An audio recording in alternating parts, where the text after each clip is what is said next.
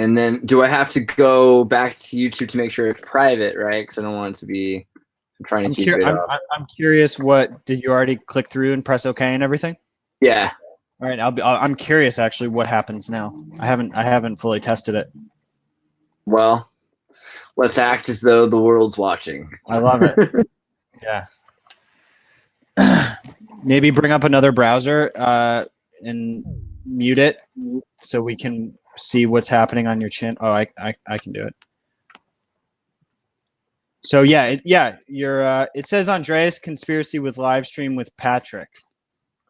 Interesting. Is there a way to change that name? Andreas conspiracy with live stream. Yeah, right. That's crazy. Hold on. Well, guys, as you're watching, you know we're. This is very experimental. Yeah, we're learning how to make a gathering happen. So let's call this the fascinating interview with Bill Ottman. Say something like live from Minds or Minds.com or something like that. Yes.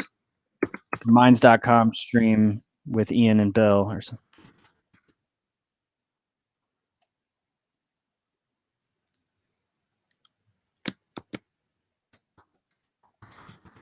Minds Co-Founder live stream with Bill Ottman and Ian Crossland.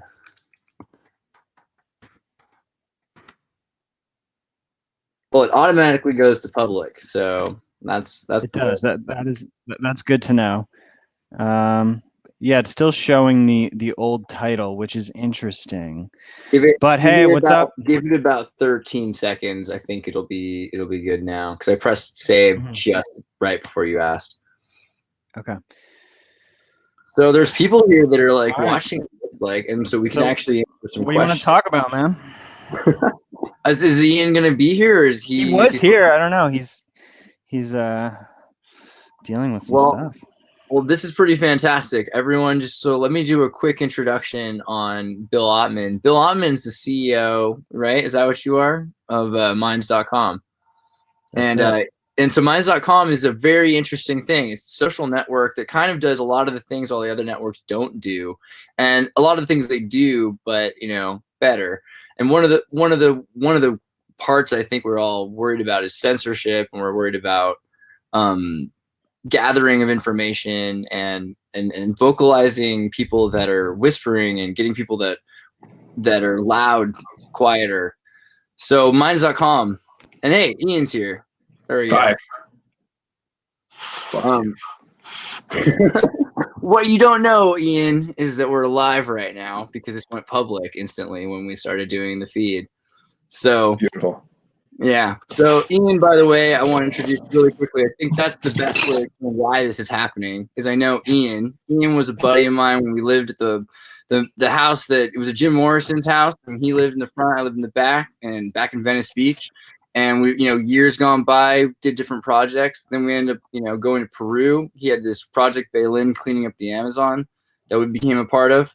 And then he's, he'd been working with Bill, and Bill's been doing this project for Minds. And that's what got us into, we should talk to you guys. So, people know what this is about. It's like what it is, because it's not like the other networks. It's a lot smaller and a lot more honest. Yeah, I should respond because that was about me in the middle out there. But yeah, dude, Minds is a publicity tool for basically putting out good energy, good effort, like cleaning the Amazon, things like that. I don't know if Jim Morrison lived in that house. It was literally the 59 Navy Street. It's like a museum. Go check it out. It's fenced in. A couple of the doors lived there. I think it was Robbie Krieger and Ray Manzarek, but I could be wrong. Dude slept in the attic. The upstairs in the back. So I don't know, 59 in the front. It's like the top story room, right where you look at the Davy Jones liquor locker. But oh yeah, good room. I did antiquated history, but yeah, definitely the legend. But more important, I partied hard in that house. They called it the Madhouse. Yeah, it was just raving parties, and that's how I met Andreas. And then we got serious. Basically, it's a good story. So, we went to Amazon.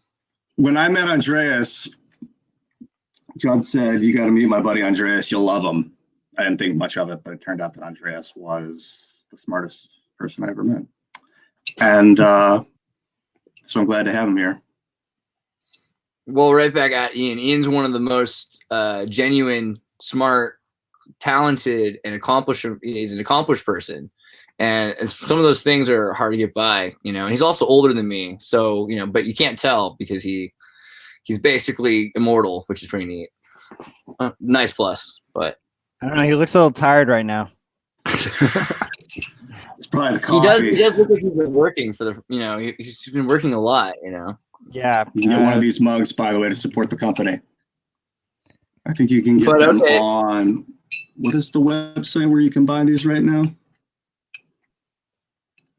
Anybody know? Teespring. Teespring. Oh, I got some shirts from Teespring. It's pretty sweet. Yeah.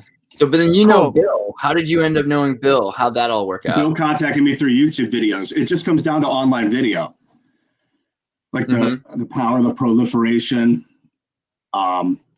So yeah, Bill made me a internet video, and I guess I didn't respond because it was too hectic. And then he made me another one and did psychic energy, and I realized he could see the future, and I basically trust him 100% after that.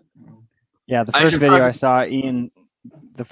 saw Ian doing was, I don't know, he was sitting in, I think, his Venice apartment, and he was wearing like these holographic fractal goggles and just talking about crazy shit. And I sensed that there was something interesting there with just totally authentic, unfiltered streaming.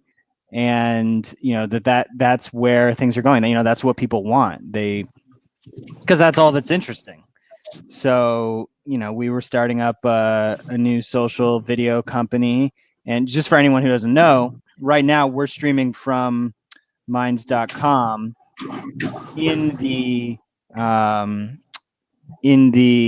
Tartaria group. So you're gonna have to find Andreas, and you can come and chat with us here in this group. We're trying to use less proprietary surveillance tools. So like we could be using YouTube we're kind of using YouTube right now, but we're at least trying to use our own tech. And that's what the whole project is about, basically. Regaining control over our technological tools with free and open source software, and not just simply using Google and Facebook because it's easy. And so we're trying to push ourselves to build something that can compete. It's obviously not easy. It's funny also, you were saying that, I guess I should have mentioned that YouTube streams and like YouTube creators and stuff. One of the reasons I never really did all this stuff like as much as just actually looking at Ian as the Jimi Hendrix of video vlogs back in the early days. He was one of the first guys. In fact, he was like one of the first YouTube creator partners. Is something I've been actually going to get you to talk about. I come back to get you on here. It's like you could have invented a lot of that stuff, I would argue that I was the Bob Dylan, because I was the annoying kid that was like just standing around all the cool kids until I got cool. Like I refused to give up, and they're like, "Who the fuck is that guy?" YouTube offered him at Ian. No. I'm Ian Crossland. Don't worry. There's other Ians out there. It's like this guy. Yeah, like Dude, getting people jazzed about the free and open source movement is, I feel like it's one of the more challenging tasks in the world, because it's like 80 years before its time. Maybe not even now, it's more like 60 or 40 years before its time, and time does scale up, so it could happen faster. But like the Terminator, like Skynet, it's a bunch of well-meaning dudes that kept their code private, and then something either they sold the company or they died, or the AI wrote its own code really fast and in private, and no one could see it happening except for a small group of people who.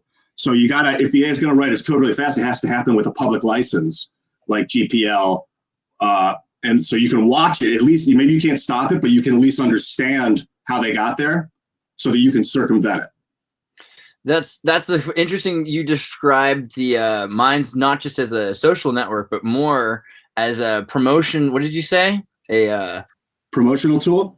A promotional tool, because it's like how do you keep you know, I mean, there's a lot of networks out there that have tried to play with getting information out there, keeping it free, keeping it unfettered, and you know, you got like some networks have been, you know, completely uncensored, and then they get doxed and then they get shut down because they're just incorporating everything. Or worse, you got people that really, they've heard it and they don't want to hear it anymore. They want to hear other things, so they're trying to allow things to have been heard, but also, so it's like, how do you promote and allow people to promote concepts so that they're at least entertained as ideas, and people can share ideas, you know, even especially ethical ones like you're, you know, focusing on. Part of it's like giving them control of the content, like letting them own their own content.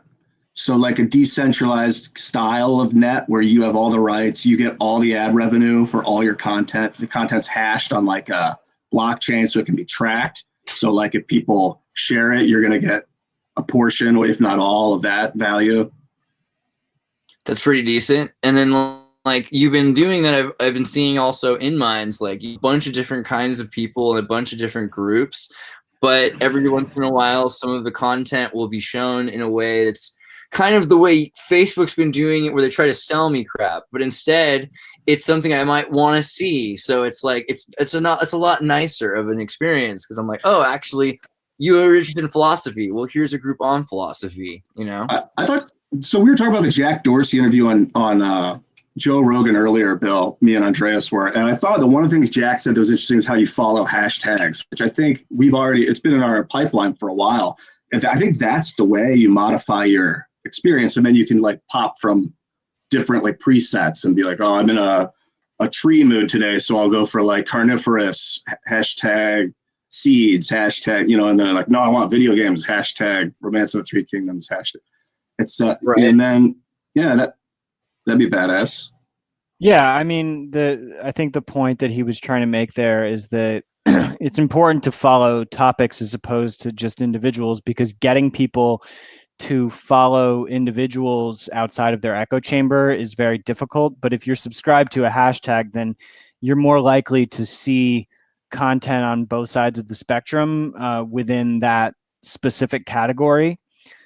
So yeah, I mean, we do now have the ability to, you can filter your feed in with hashtags, and we're about to do a huge upgrade with that, and more like Reddit style ranking algorithms for, you know, most voted upon and controversial stuff, which has lots of upvotes and downvotes, and, you know, for different periods of time, and, you know, just giving people as many controls as possible to see what they want to see, and at the same time not censoring stuff that you don't want to see, but just giving people the ability to hide it. So, you know, the thing that Dorsey guides the conversation around is, you know, the policy.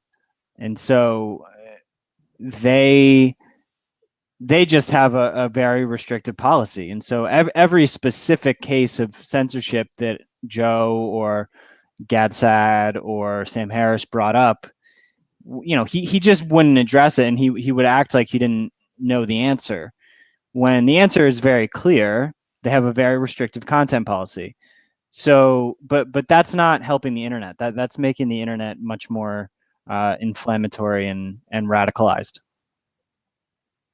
Well, there's also people that want to be radicalized, and there's like, where do you allow for? I mean, I've seen people that are in the subgenius groups, or they're in like there's Flat Earth, you know, Nation. There's all kinds of people that are entertaining ideas, but it's where it becomes violent, I think, especially towards shutting down other people. They get scared, you know, and people have seen this happen in some of the other networks. They shut down. Yeah, I mean, look, violence is not acceptable. If it's illegal, it's not acceptable.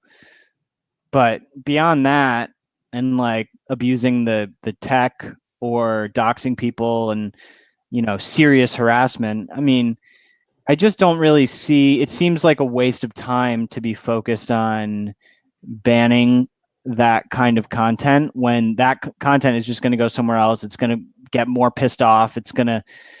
It's just not solving anything. It's like pushing it under the rug. Right. And you're seeing people that are learning from that a lot. I was thinking about, we have like this, you know, if it's illegal, it's no good. But like, I don't like to use Hitler all the time, but like Hitler changed the laws so that he could do really nefarious things with the law. So like legal doesn't make it good. Like there's some really bad legal activity. So it's almost like you got to morally judge content. And that's objective. That's not our job. Yeah. So how do you, like, violence? Yeah. Saying you're going to attack somebody, that's a violent threat. Right. And then that probably doesn't belong on social media, right? Because text is different than video. If you get on a video and you say it and you can justify it, no one's going to ban you. But if you write it in text with no context, except for other text, it's just a bunch of black and white scripts, like lines, it's not enough. Like you need verbal human context to express violence safely. Yeah. I mean, the US undoubtedly does the best job at having the best free speech laws in the world.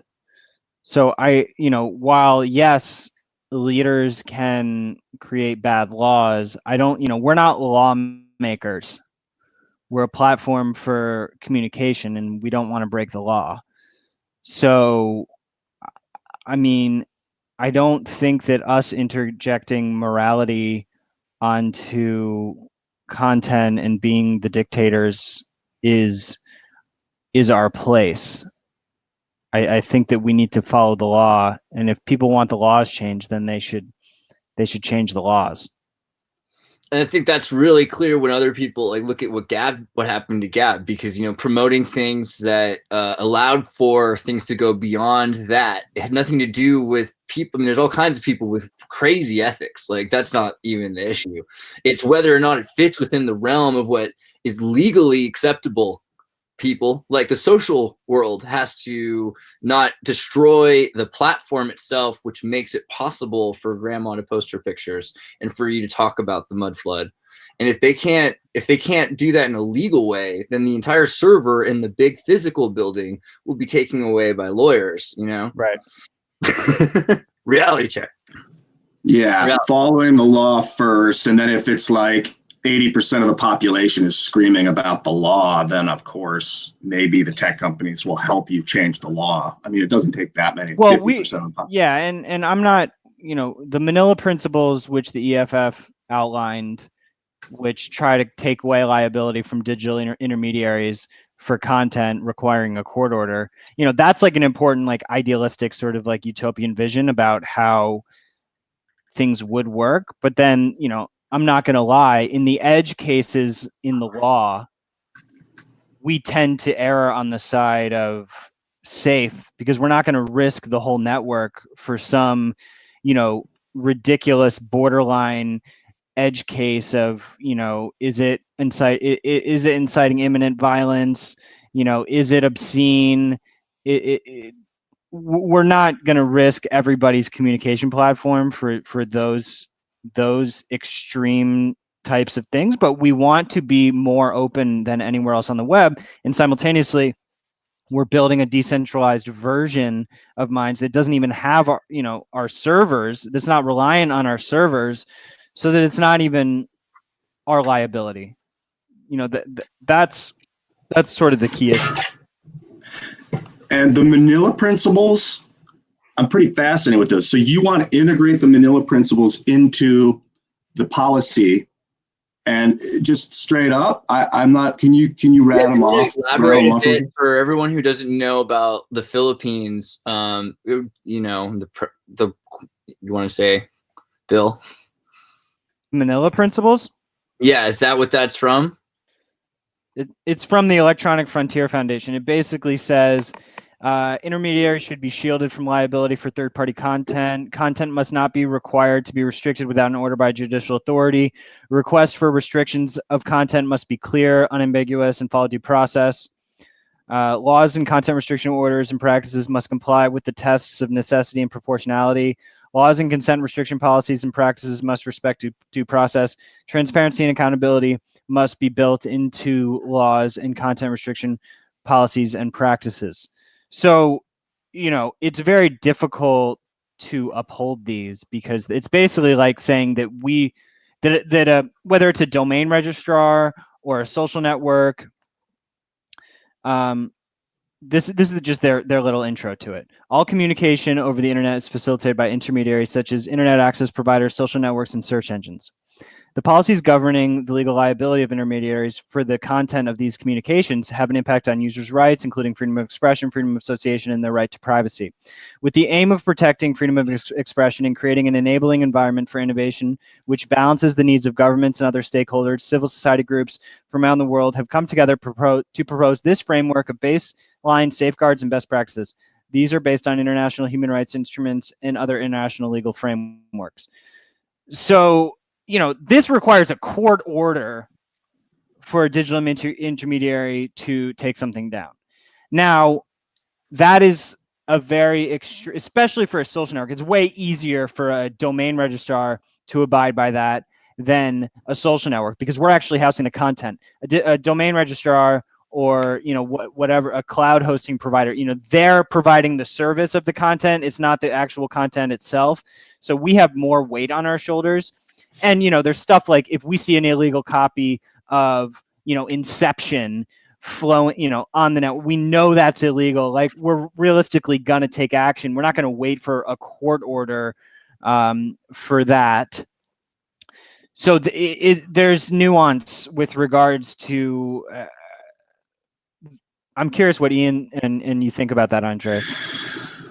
Well, it's funny because part of the thing in Santa Cruz is that they have people get arrested often for doing something that's non-constitutional. They'll be like, well, this person was sleeping in public, and they're like, that's illegal. But then they'll say, well, constitutionally, that's not. Well, whatever, you have to take it to court. And it takes a while, and then it becomes a constitutional issue. And then 10 years later, we decide, that hate speech is still free speech. But it takes 10 years of McCarthyism, basically. And so, but the thing is, you got to fight for it. And so some of these things are not just laws, they're constitutional things, which maybe in a small town, they say you're not allowed to drink or something. Like, they can make small ordinances, but how do you, on the bigger internet, it becomes like a, who decides these things law thing, This is why decentralizing your content and having it just spread out amongst the network is so key. Right. Okay, so if you had a copy of Inception, say it was a decentralized internet, you had a copy of Inception that you were torrenting to everyone else. And God forbid you're like, yeah, everyone's happy, but then deception owners are like, they target your page, right? You had a VPN, they went around your VPN, they sent you a cease and desist. End of story. But then deception's everywhere on everyone's computer, getting torrented to everyone. So, like, is it even worth it to punish? Or are we just translating to a new economy on a new planet where all the information's free? And I think this is an interesting concept because you guys have been through this. I think a lot of people need to remember, by the way, this is not recorded on Google right now. We're doing this through the Minds thing. We're trying to use Jitsi, which is an open source. Everything involved with this is built on the trippiest open source, free software, freedom of speech, not just beer foundation of ethic. This is the real psyche, like trying to make a difference. And, I think that's also what differentiates the platform. As you said, it's about helping people communicate. It's about helping promote content. It's about helping people learn how to do that. And it's not just going to be on Minds, but one thing also, you guys just recently went through this, right? You guys had a thing where content was being promoted and then Google got upset or something, right? The Play Store. Do you guys want to elaborate on that? I think no one knows for sure, but I think we had a bug like a few days before where all of our explicit content got unmarked explicit and showed up on front page all over the place. And I think people reported it. It was really suspicious. Google It felt really strange to me that happened that way, to be honest. But keep going. It was sad, but we kind of expected. Go for it. It's kind of like a live leak style of site, which, as long as you have all your filters in place, functions on Google and Apple. But one slip up, and we knew we were on thin ice in that sense. The problem is that Google is so inconsistent with their enforcement. For instance, what they said that the issue was that there was like some nudity. Now, All you have to do, go ahead and have fun and go search porn on Twitter right now and see what you find. You will find lots of legitimate pornography, like penetration, and that's on Google Play. Yeah, Twitter's got the worst track record with child pornography, with like the craziest stuff. So they're not banning Twitter, and so that right there you have anti-competitive suggestions, and yeah, I mean we've experienced issues with most of the big networks, Facebook, Apple. And it's just something that we have to deal with. But, at the end of the day, like Ian was saying, we sort of recognize where we think things are moving, which is into more of an open source, decentralized ecosystem. So, that's what we're doing. And we're not going to bend over for, some temporary comfort that, mommy and daddy mainstream social network will give to us. Now, it will be interesting, even in decentralized peer-to-peer networks. Like, look at Napster. I mean, they got shut down, and that was fully peer-to-peer. Now, that was proprietary peer-to-peer, so that probably had a lot to do with its ability to be shut down, because if they had just shared the software of Napster, right, somebody it just would have been it would have been invincible. So we need to, there's always going to be people trying to restrict things. I mean, and in certain circumstances, like we may even find ourselves wanting to restrict certain content. I don't think it's honest for us to say, I'm not talking about from Mind's perspective, I'm saying, say something leaks of yourself that you really just don't want out there. When you put it on, when you put it onto a decentralized network, you're not taking that down. And so that's why our approach is more, we have centralized network, minds.com, which is, it uses Ethereum and it uses decentralized services, but it runs on servers. But then we're also going to launch, next week we're all going to be at the Ethereum conference in Denver, focusing on Nomad, which is our peer-to-peer network. And so we're going to have running these in parallel so that the user can basically have more control to decide if they want to be sending stuff into the, digital ether or I felt not. this way about any software since like 1999, 2000. I'm just saying, like, this is really the real stuff. I want you to go in a little bit more on the Nomad. Do you think you can, are you able to talk a bit about some of the stuff and, at least the crypto stuff involved? Yeah. I mean, it's not too developed yet. The code is at gitlab.com/minds for the prototype, but it uses the Beaker browser, which is just like a regular browser you can download, but it supports the DAT protocol, DAT://. And then next week you'll be able to check it out. But go to DAT://nomad.minds.com, and you'll be able to post basically to a fully peer-to-peer torrent style network where the content is hosted by everyone who's participating in the network, not us. And then the Ethereum addresses basically are used for the username, so you can basically verify that the post is from that address. So on Minds you have an Ethereum wallet, so your Ethereum wallet will basically be your identity on Nomad. And yeah, I mean, maybe that's we can integrate. Some of these people don't understand crypto. They think it's just like, so why Ethereum is really useful to you guys instead of another one? What makes it kind of like, and why are you using it not as just money? You're kind of using it, sounds like, for information. Like, why is that possible? Ian, do you want to do that or you want me? Well, I would assume that the Ethereum token, well, coin, I guess it is a coin, not a token, I believe, is being used because we're on the Ethereum mainnet, and it's just the easiest. It just seemed like it was the one to use. There's lots of coins, and I guess they're all, maybe, I don't know if they're coins or tokens. To be honest, I don't know the difference. There's no difference. There's no. cheapest one for transferring. So you don't, it's the real reason is because people think, oh, it's not worth a lot because you don't make a lot of money trading it, but it's actually because of that it's really great for exchanging information, you know? No, not really. It's more like Ethereum is a general purpose blockchain that supports smart contracts. So there are some projects that are working on smart contracts for Bitcoin, like Rootstock and stuff. But with smart contracts, you can essentially use a programming language called Solidity to create these contracts, which, you know, you send Ethereum to the contract, and then you can program the contract to do whatever you want when Ethereum is sent to it. So in our case, one of our smart contracts, when you send Ethereum to the contract, it sends you back Minds tokens, which are ERC20 tokens, which you earn for activity on the site, and you can also buy them, and then you can use them to promote your posts or send to other users or get premium services. It's fully customizable. It's not just like it's like it's full. You can write it to be an exchange of whatever you want it to be.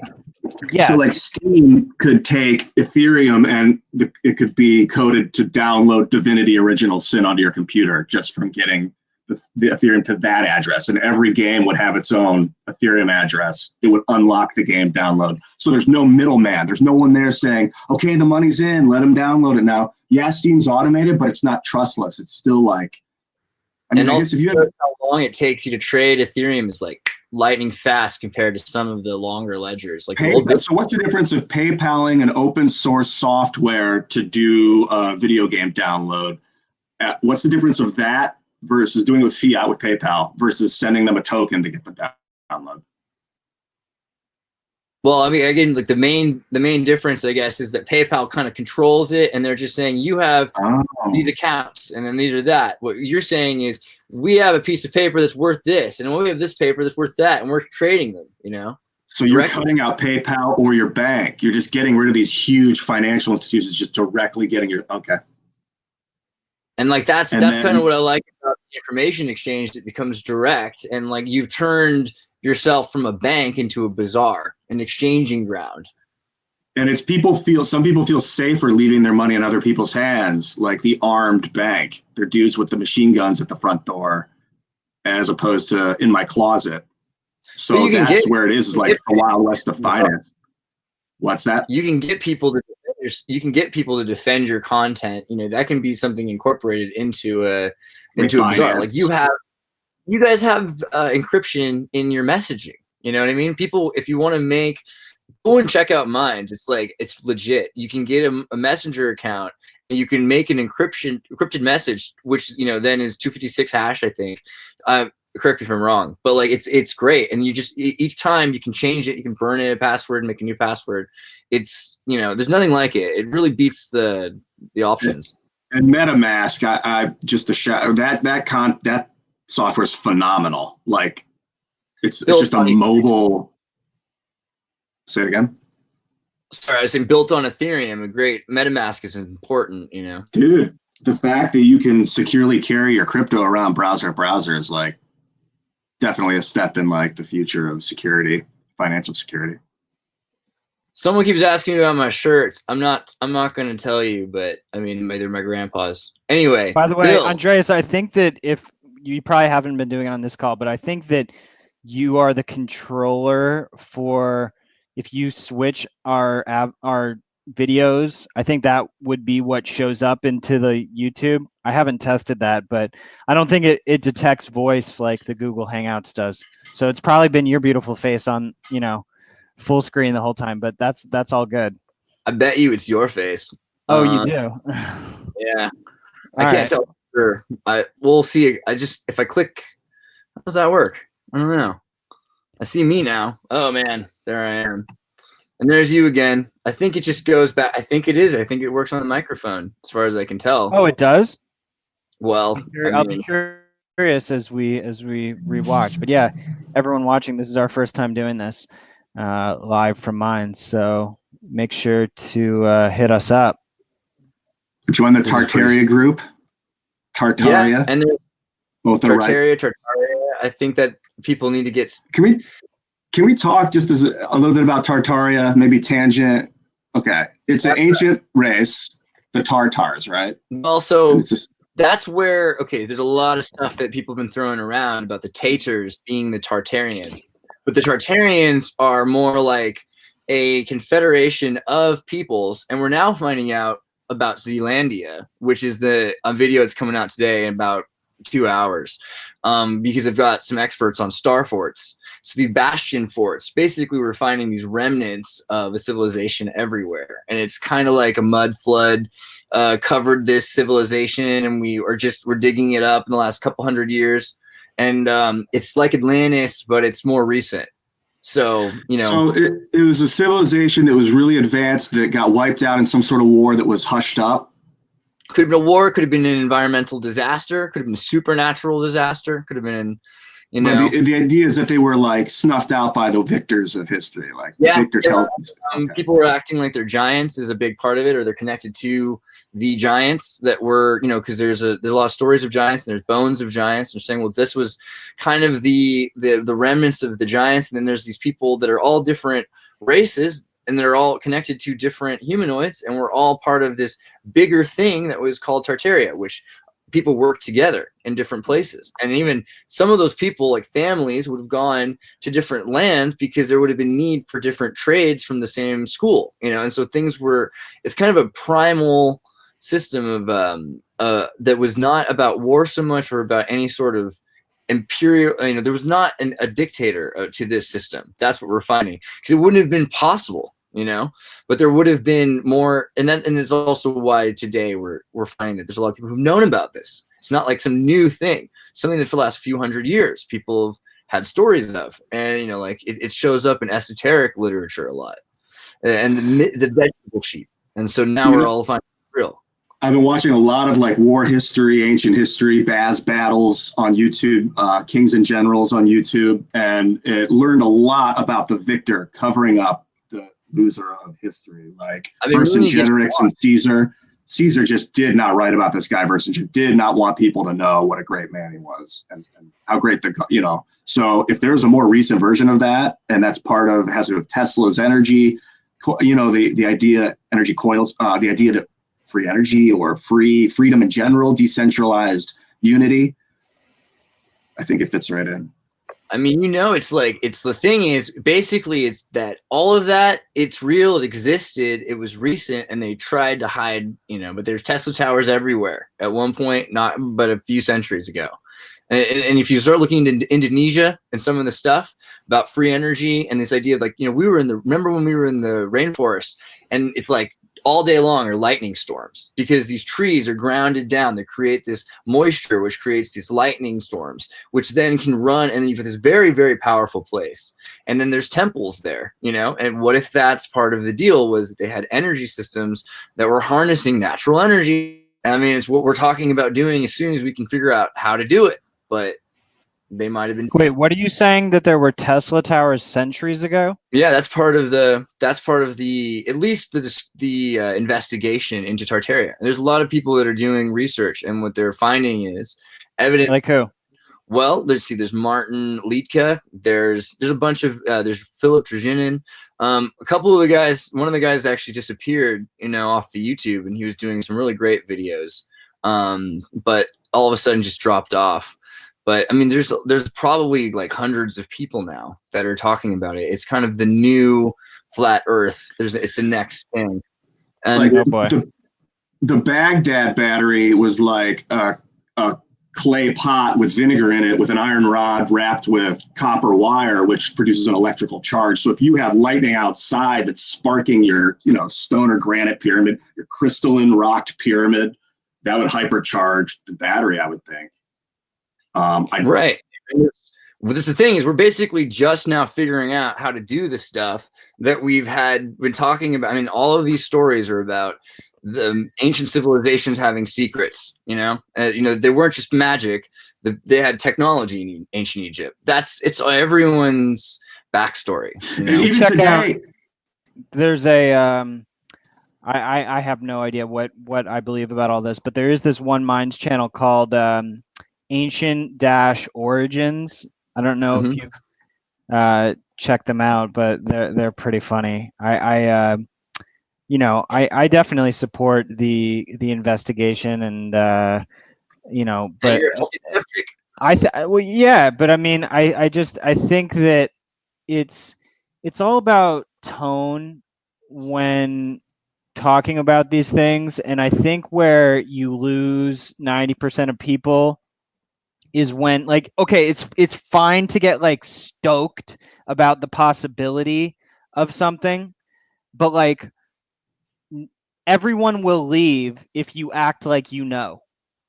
Right. And so as long as it's done in a way that is not like claiming truth, and I would say that sort of principle applies to like literally every field.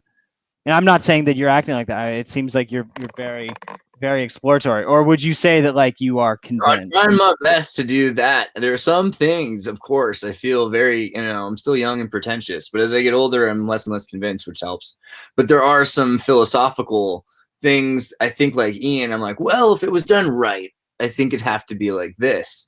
And then I look into things, and we're trying to just objectively show these things. Now, I think my audience will say, obviously, like, I've got a bias, because I'll tell them I have a bias. I have a thought that things are not the way that we've been told by the winners of history. Usually, I tend to think fake history, fake news. But other than that, I'm totally open, and I'm not going to tell you that the planet is flat or a cat, or I'll tell you it's electric, it's holographic, but I tend to like let everyone kind of just live in their own psyche on that level.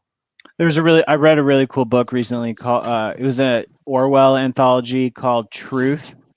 And it was like every passage from everything that he's ever written, talking about like basically, yeah, the people who rewrite history and who have control over the modern consensus of what truth is based on, controlling the information mediums.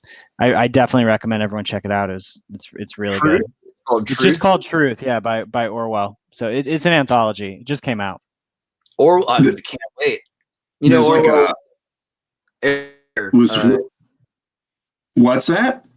Eric Blair, right? Tony Blair's great uncle was George Orwell. Eric Blair. He's born in India, and he was related. So he'd seen the inside kind of the system, and he kind of, Yeah, Bill and I were involved in this truth movement. They said probably in the 2011, 2012, it was really heating up, and that was the problem with it, is that it's so your idea of what truth is such perception of your own perception and what you've been told and who told you, like what's their agenda, like, and everyone sees a different. If you're like, oh, that box is blue, they're like, oh, that box is red because the sun's hitting it from one angle, and so you're seeing the photo negative of it, and like you're both right. The truth, like.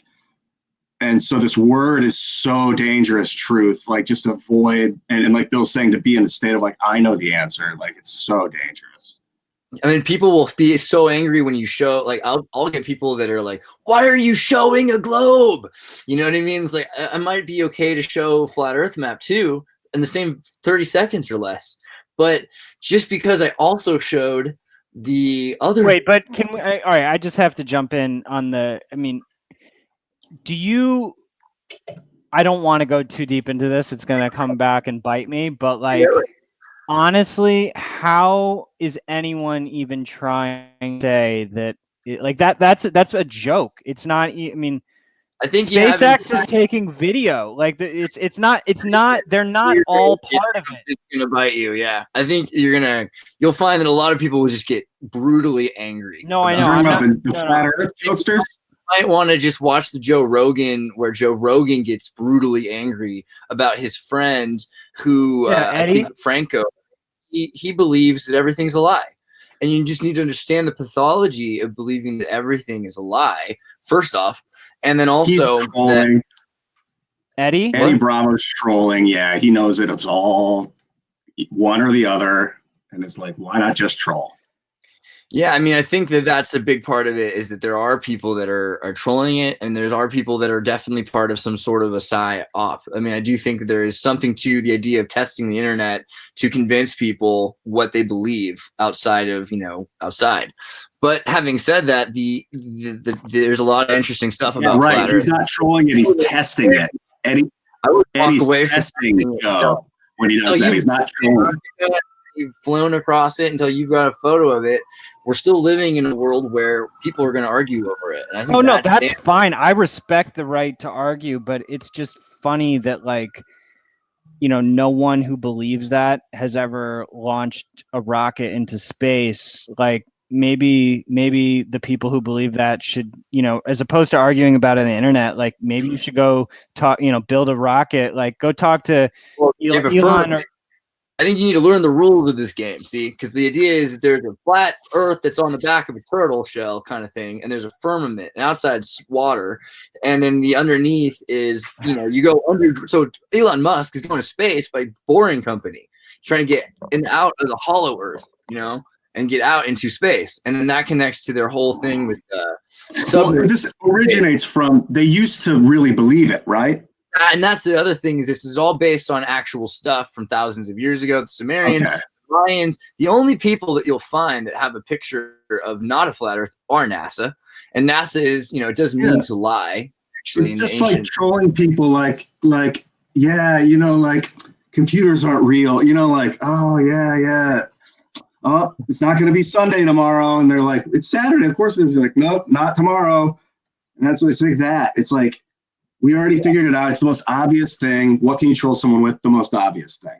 So yeah, the Earth is. Yeah, exactly. No, right. I mean, even getting pulled into the argument is like a ridiculous thing. You're getting baited by it. Yeah, that's. I'm not. What, I'm just. You're not. But that's what getting pulled in is being baited by that concept. It's not even. It's just like the most generic troll method. Like what else? Like completely say, do you believe in everything about you being a lie? Do you think that everything that you've ever been told? Yeah, like there's so many problems on Earth to focus on, and if you're gonna like,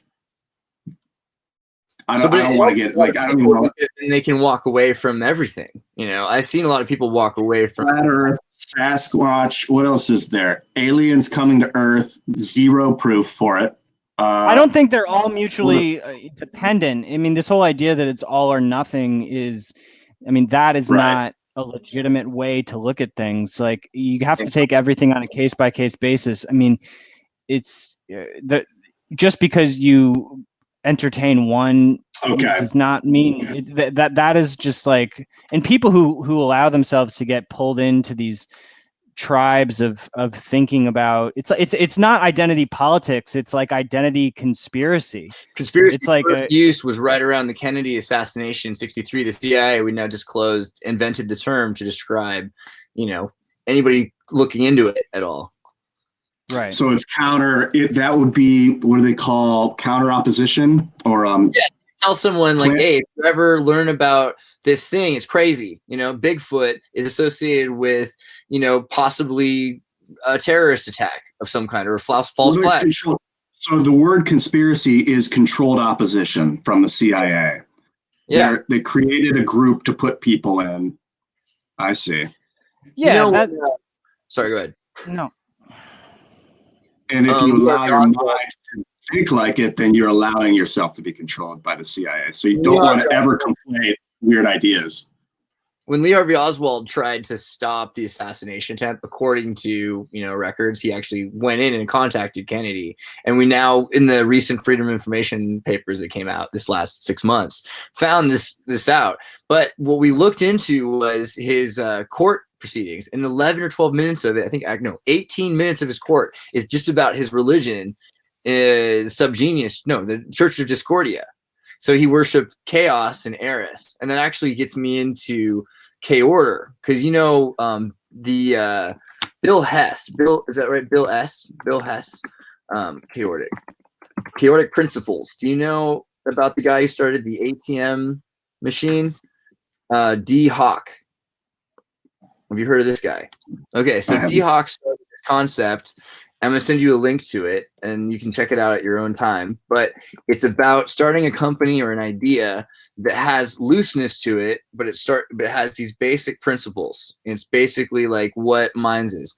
What would you say are your basic principles that if everything and all these people are getting a part of your conversation and changing things and flat earth and blah, blah, blah, what are the core things that you want to save in like 5 years or 100 years? What do you want it to be that's still there?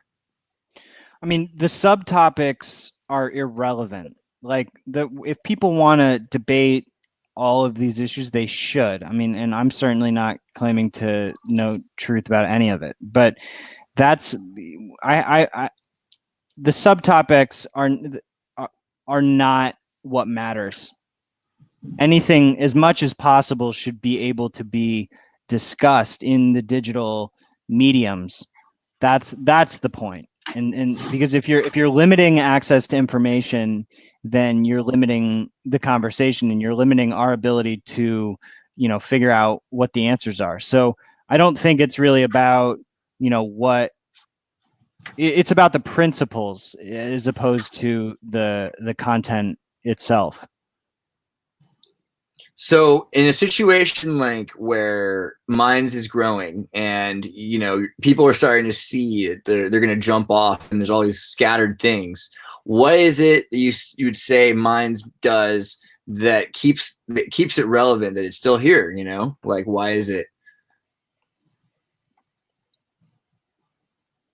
Ian? Video, I would say that the video chat hub people, I mean, on what level? Minds is a technology company. It exists on at least, I could see 7 different levels of concept right now. And we've probably implemented 2 of them, which is like community gathering and technology, like website technology. You could argue that blockchain is a 3rd technology. 4th is like geopolitical, which we haven't even touched. And I mean, it's touched us because we're a giant technology company. 5th, I mean, if you want to go like space travel, deep space colonization, and like 6th and 7th, like society building, like, and then of course 7th, if you're going to go like extragalactic solar, like sustainability, this concept of like, I mean, it's just a basic, simple concept of free software. We have to create societies that function around Richard Stallman's dream of free software in order for us to co-regulate the AI. My beliefs. I'm sorry to interrupt you there at the end there. What were you saying? I had to work on my interview skills. I'm sorry. I was just saying, I believe that that's the most beautiful thing. Yeah, man, free software. Like if you could create a legit full-on, I mean, I don't see any, well, yeah, I don't want to, I digress. I think that's what we're doing is like we're building to like, we're scaling out this concept of freedom at a systemic level. Like we're writing the Constitution, but not for the United States government, for all of humanity. The open source quality is so key. I just really hope my audience and everyone that sees this video get that, because this is why I believe so hard. Let me explain it. It's very different than open source. Bill, correct me if I'm wrong, but free software and open source software are 2 different kinds of licenses.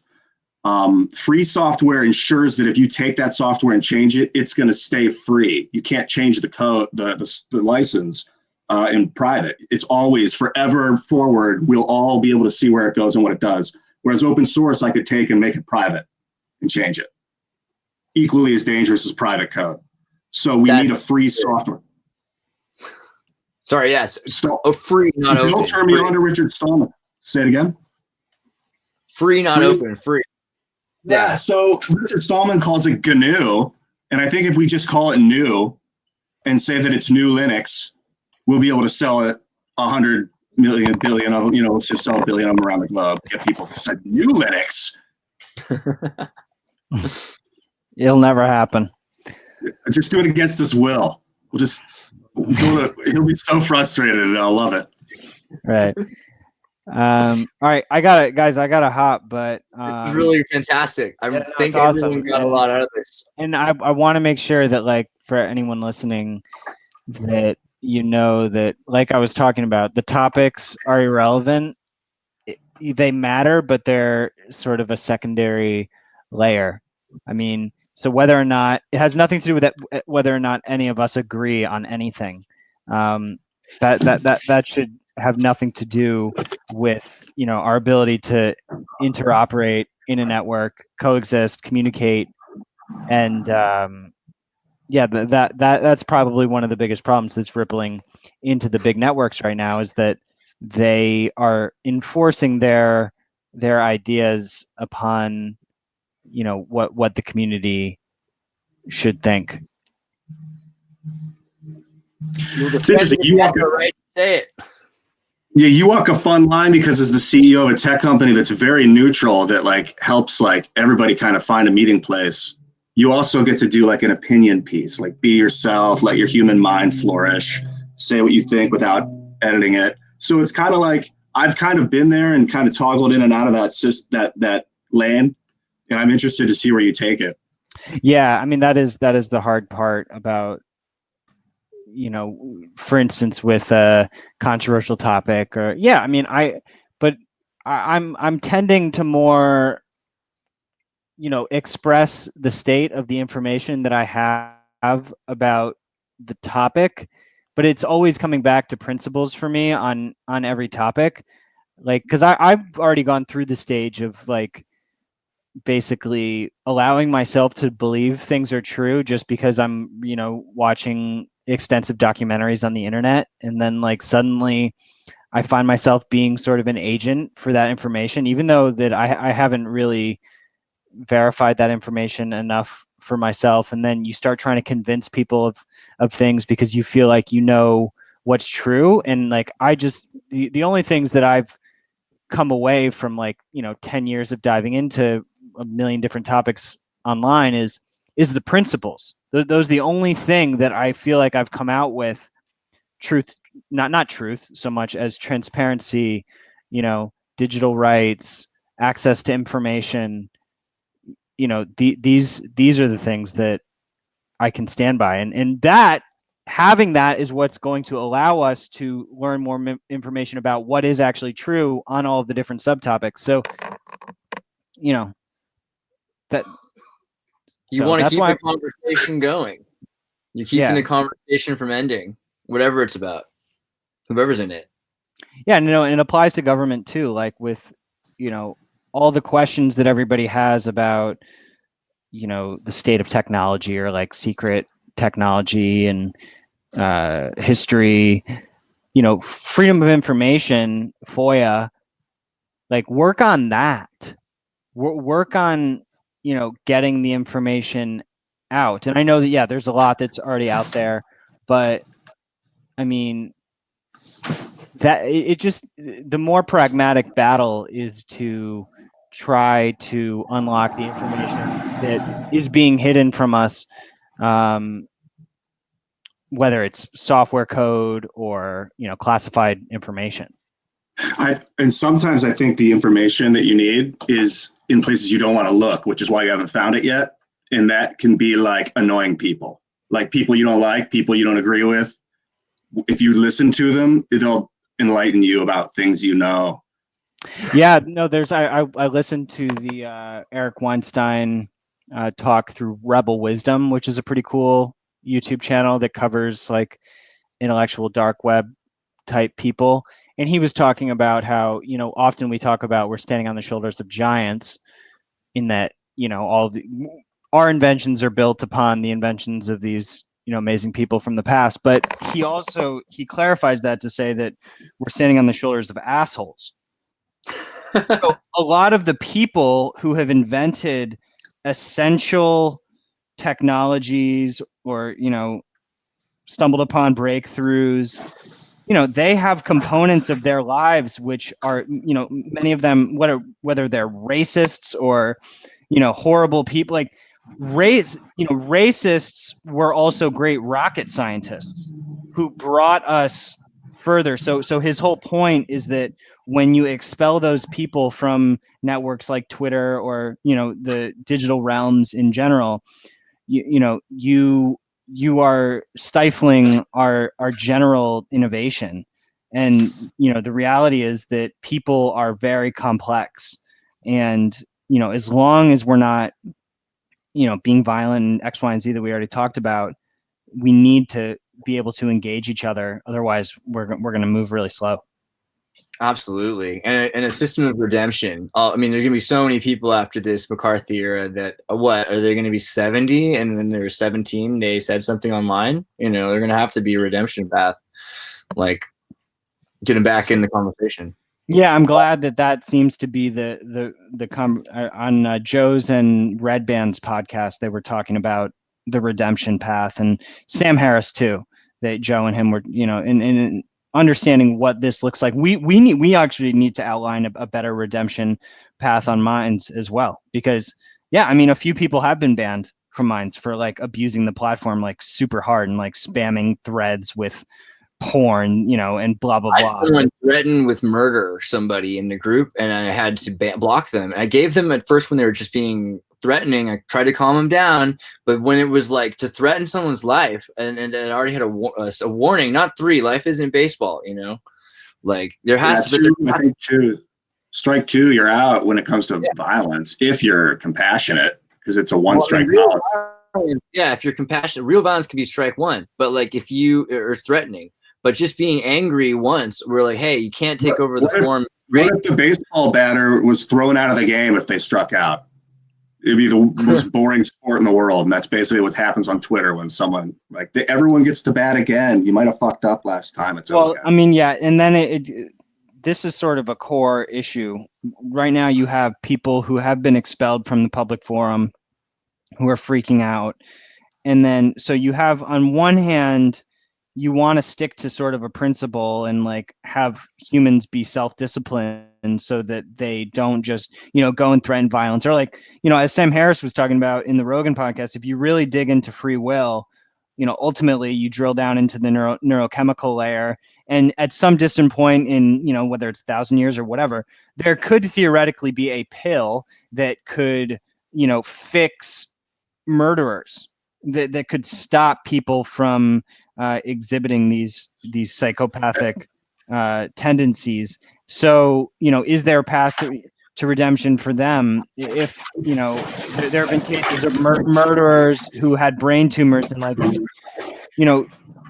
but unfortunately, when you dig into the free will argument, it sort of takes responsibility away from the individual, because you realize, it's more of like a deterministic chain reaction of events that have caused us to become who we are. So you have a battle taking place between people who, are fighting for that sort of free will sort of sense of responsibility, and you have to take responsibility over your actions online or in the real, or in real life or wherever. There's a lot of actions that wouldn't have been, they would have made pills to make people not homosexual, 100 years ago, and then they wouldn't do that today. So where are we going to fit the pathology on what is actually socially acceptable, or what we really want to stop because it's hurting individuals in a society? But I like that you're trying to fix it's the way you stop it. Like, you could stop it with a pill that zaps their mind, or you could do it with therapy and they're actually helping people afterwards. And it's like 2 different realms. It's like night and oranges. Like, you have to do it with therapy. Maybe you can use ecstasy or like MDMA or psilocybin in conjunction with the therapy. Maybe a psychopath could go into a dark tank with psilocybin and come out a healthy, loving individual. But it's like the community that really can rehabilitate. Yes, and nurturers, you have to go through a process, and sometimes the chemicals can help you feel okay to go through the process, but it's not the process. The process has to be guided. So maybe if other users on the network condone the reemergence of the user, it's out of the network's hands.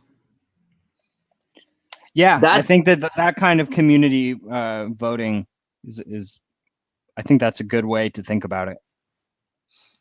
I think also having a certain amount of you guys making decisions, sometimes being like, sometimes we're going to let people back on, even if, we get, or sometimes we're going to have to say, regardless of if 99% of people want a free hat can't go back online, but the point is, you're the only network I know that actually is tackling and wrestling with these right now. I think some of these bigger kids want to wait and see how you guys handle the problem.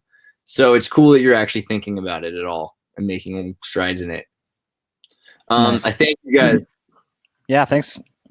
Let's do it again. Thanks for that. Later. Peace. Peace, guys.